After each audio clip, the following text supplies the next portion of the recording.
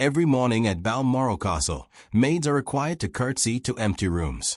Even if a royal family member has just stepped out, the maid who enters must bow to the vacant space as though the person was still standing there. It is a rule that has remained unchanged for over 150 years, and it offers a telling glimpse into the world behind those thick granite walls, a world where tradition carries more weight than human dignity. But the curtsying to empty rooms is only the beginning of a much longer, more troubling story. The castle itself was born from a moment of quiet impulse. In the summer of 1852, Prince Albert came across a rain-soaked advertisement and, without initially telling Queen Victoria, sent the equivalent of what would be roughly $4.4 million today to purchase the Balmoral estate. Within just a few years, the old house was torn down and a new granite castle rose in its place, completed by 1856. Albert was deeply involved in every detail of the design. He personally sketched the clock tower, modeled after a German castle, and had it tuned to ring in E-flat so it would not startle the ponies. He ensured the windows opened at just the right angle for fresh air, and had carvings of all 9 of his children placed near the entrance door. He even designed the narrow hallways on purpose, believing that if the corridors were tight enough, family members would bump into one another more often and grow closer as a result. The estate grew steadily over the years, eventually stretching across more than 53,000 acres with 150 buildings, its own power supply, and a private 3-mile railway built in 1866, solely to transport royal luggage in secret. Queen Victoria later wrote in her diary that the place smelled like pine and freedom. Some people at the time thought the castle looked like a giant coal barn, but within 20 years, 80% of new country homes in Scotland had been built in the same style. The people who worked within those walls lived an entirely different reality. During hunting season, nearly 150 workers lived and worked on the estate, including gillies, horse handlers, cooks, cleaners, and one man whose sole responsibility was to play the bagpipes every morning at 7 beneath the king's window. Every single one of them signed a lifelong silence agreement. Breaking it meant immediate dismissal.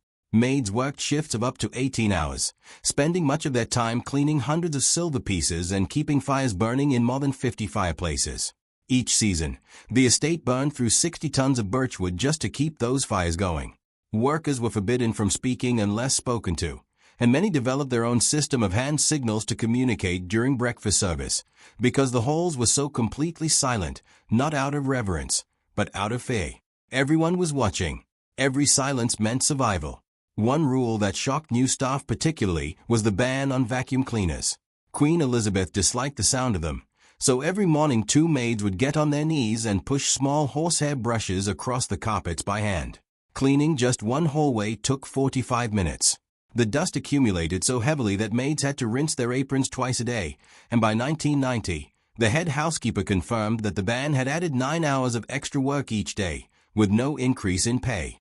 Workers reported that their wrists hurt so badly from the repetitive motion that they struggled to hold cutlery at mealtimes. The castle looked immaculate from the outside while quiet suffering spread beneath every clean rug. The pay did not come close to matching the demands of the work. In 1983, the lowest-ranking housemaid earned around $18,000 before tax, barely $4,000 more than the average British worker, despite working 60 hours a week while living on the estate full-time.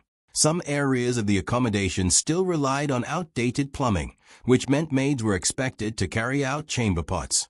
Promotion to first housemaid took 3 years and brought a raise to just over $21,000, while male gamekeepers were already earning around $26,000.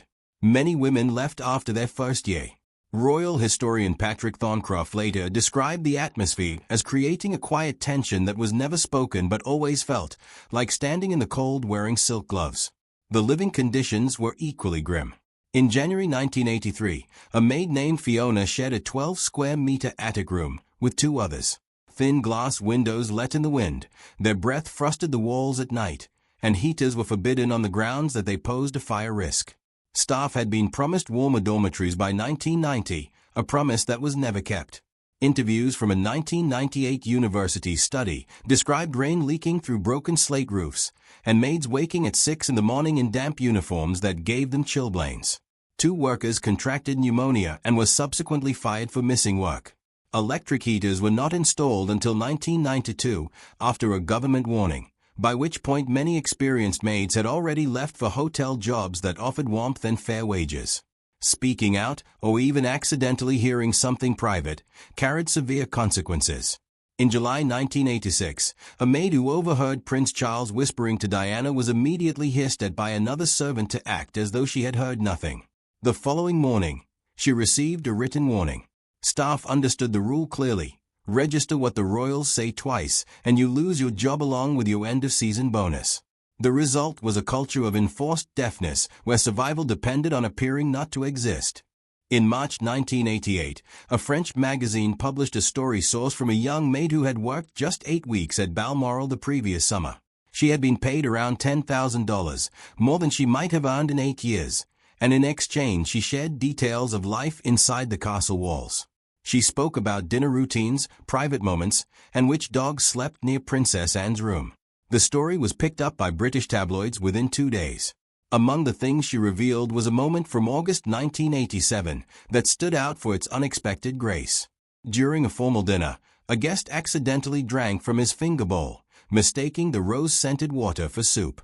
Rather than allow the man to feel embarrassed, the Queen and every other member of the royal family quietly lifted their own bowls and sipped from them too.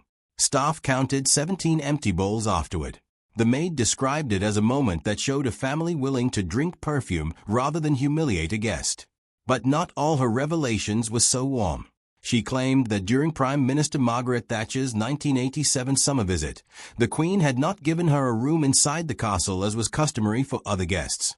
Instead, Thatcher had been placed in a small cottage far out on the estate, which staff had taken to calling Siberia. The palace denied it, but the tabloids ran the story enthusiastically. She also described Charles and Diana during that period as appearing deeply in love, often holding hands when they believed no one was watching, with Charles fetching Diana's coat himself before picnics and Diana quietly slipping tips to the young stable boys. The palace responded to the leak furiously, issuing a statement calling it a gross breach of trust, reviewing all 348 staff members from the previous season, and tightening security across the board. New workers were required to sign strict secrecy clauses tied to the Official Secrets Act. Everyone understood the message. Speak to the press, and your career was finished. The crackdown was swift, but the cracks in the system kept appearing.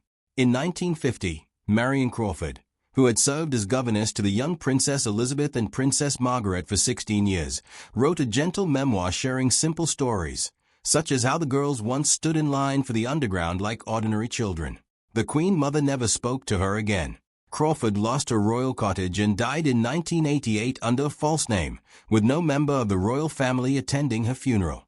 Decades later, the problems had not gone away. In March 2024, a housekeeper posted a review online describing management at Balmoral as toxic. She said supervisors yelled at staff in front of guests, punished maids for missing specks of dust on picture frames, and docked break times as a form of discipline. That same week, 5 maids resigned. Rooms went uncleaned until 11 at night, while managers locked themselves in their offices. The review stated that the average pay was $10.90 an hour, well below the real living wage in the United Kingdom, and that overtime beyond 48 hours went uncompensated. Other former workers responded to corroborate her account. Leaked interviews showed that 68% of staff who left cited bullying or disrespect as their primary reason for quitting. When payroll files were anonymously leaked in October 2024, the numbers were startling. A senior royal aide earned $146,000, while a maid earned just $19,500 and was required to share a room.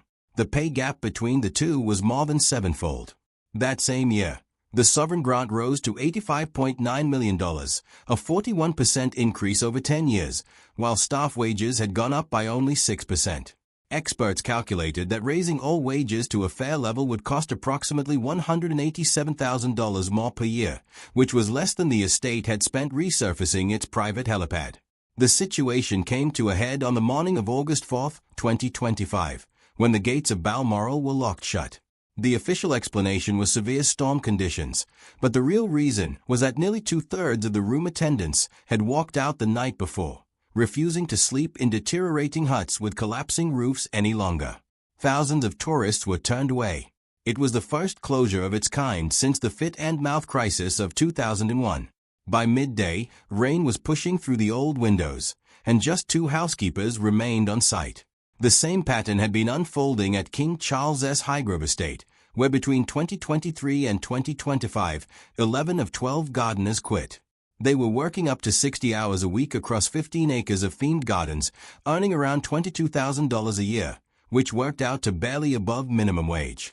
Charles S.'s vision for a carbon-neutral estate meant no tractors, rainwater barrels instead of hoses, and up to 90 wheelbarrow trips per worker each day. Handwritten notes in black ink arrived regularly demanding the impossible, such as removing every weed overnight or replanting 700 flowers within 3 days. When one gardener tore his shoulder hauling 180 kilograms of compost alone in July 2025, he was placed on basic government benefits of $116 a week. 9 days later, nearly the entire team resigned together. Throughout all of it, one detail from the old staff manual kept being quoted by those who left. In a section on compensation, a single line read, "Loyalty is its own reward." For the maids who spent 15-hour shifts polishing silver in the cold, who curtsied to empty rooms and bruised their knees in service of a tradition no one ever questioned, that line said everything. The castle continued to sparkle against the Scottish hills, its granite walls catching the light